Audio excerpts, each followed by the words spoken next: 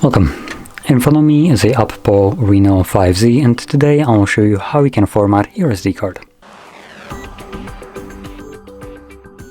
So to get started, you want to navigate into your settings.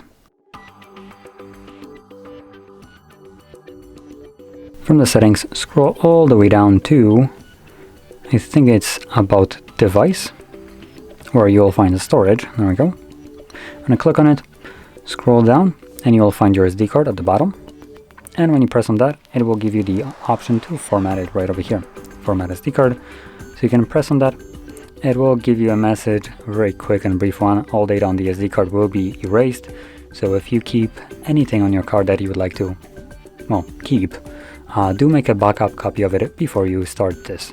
Otherwise, this data will be completely lost and, well, it's not very reversible, so it's permanently lost. Now, I don't have anything that I want to keep, so all I will do is just select Format SD card.